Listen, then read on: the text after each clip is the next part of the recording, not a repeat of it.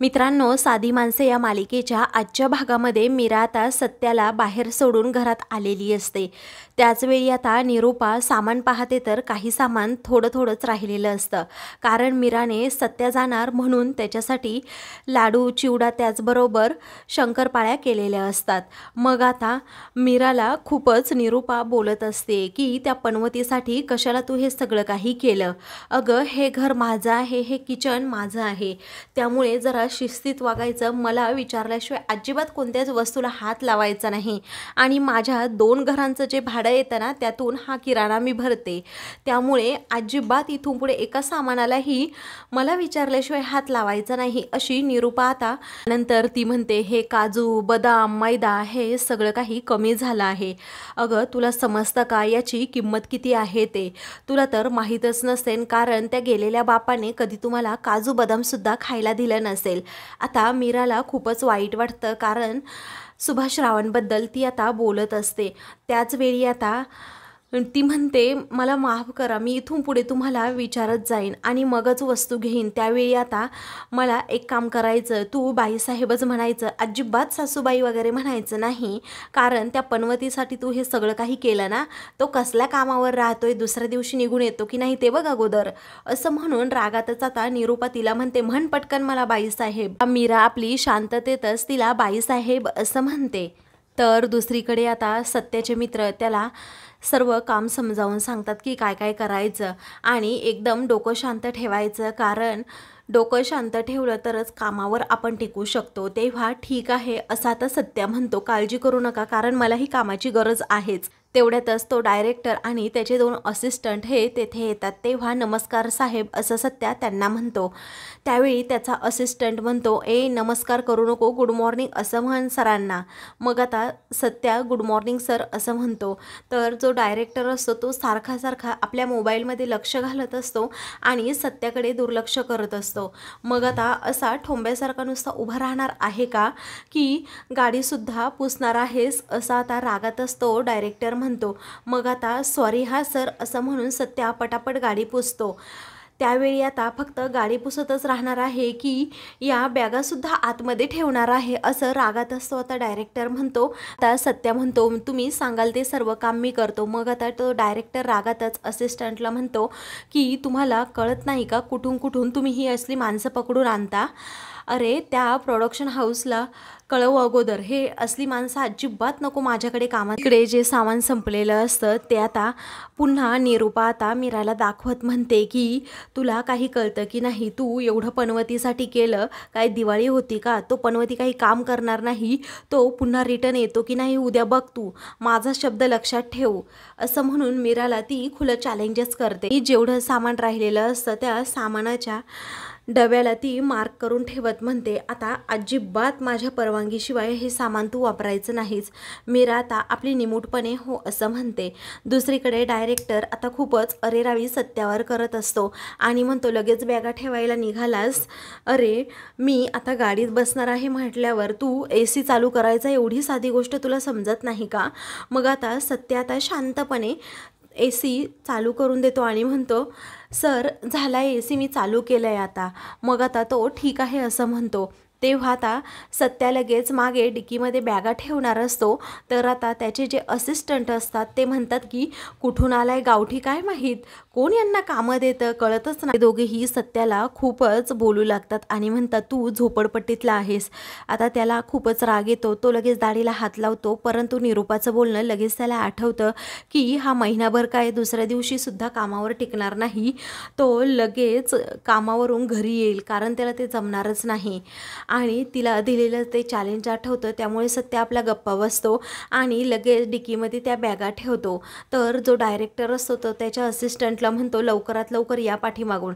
तेव्हा ठीक आहे सर असं म्हणून ते दोघेही तेथून जातात। तर दुसरीकडे आता मीरा ही सत्याला सारखी कॉल करत असते, परंतु त्याचा फोन हा लागत नसतो। तेवढ्यातच सुधाकर राव तेथे येतात आणि त्यांना लगेच मीराची ती काळजी समजते की सत्याचीच काळजी करत बसली असेल। असेल। त्यावेळी निरूपा आता रागातच म्हणते, अगं फोन कशाला करायला पाहिजे, आत्ता पनवती इतक्यात येईलच बघ. मग आता सुधाकर राव म्हणतात, हे बघ निरूपा, तुला जर चांगलं बोलता येत नसेल तर वाईट देखील बोलू नकोस तू, म्हणून ते तिला आता गप्प करतात.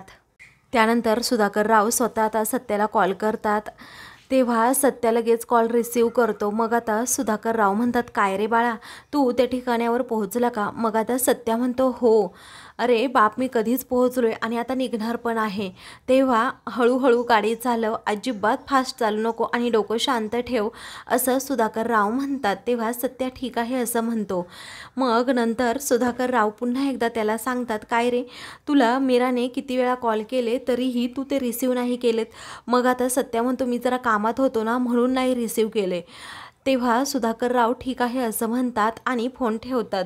मीराला सांगतात की अजिबात त्याची काळजी करू नकोस, तो माझं गुणी बाळ आहे. तेव्हा ठीक आहे असं मीरा म्हणते. त्यानंतर ती आता काही वेळाने किचनमध्ये येते. तेथे आता ती कुकर लावणार असते. तर आता डब्यामध्ये तिने थोडं तांदूळ घेतलेलं असतं. त्यावेळी आता निरूपा लगेच तेथे जाते आणि म्हणते, किती हे तांदूळ घेतलंय, आता तो पनवती नाही आहे ना आधाशासारखा खाणारा, मग एवढे तांदूळ घेण्याची काय गरज, मग आता आपण चौघे आहोत, लागणार आहे एवढं तांदूळ, असं मीरा आता समजावत असते. तरीही निरूपा ऐकायला तयारच होत नाही. ती म्हणते, काय तुझ्या बापाच्या इकडे अर्ध तांदूळ घेऊन जायचं आहे का तुला? सारखी सारखी आपली मला नकारच देत असते प्रत्येक गोष्टीसाठी. मग आता मीरा म्हणते, तसं नाही हो, मी काही बोलले का सासूबाई? मग आता सासूबाई म्हणायचं नाही, तुला माहीत आहे ना, असं निरूपा म्हणते. तर मीरा म्हणते, हो बाईसाहेब समजलं, असं म्हणून ती आता लगेच निरूपाला म्हणते की मी कमी करू का मग तांदूळ अजून? मग आता निरूपा म्हणते, हो ते डब्यातील तांदूळ मीरा कमी करते, तास अजून कमी कर, असं निरूपा म्हणते.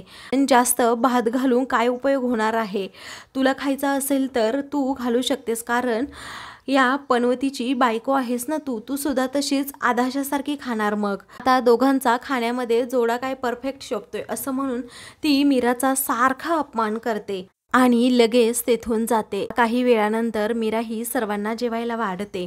त्याचवेळी रवी विचारतो, दादाचा काही फोन आला होता की नाही, कारण तो कुठपर्यंत पोहोचलाय आपल्याला कळायला हवं ना.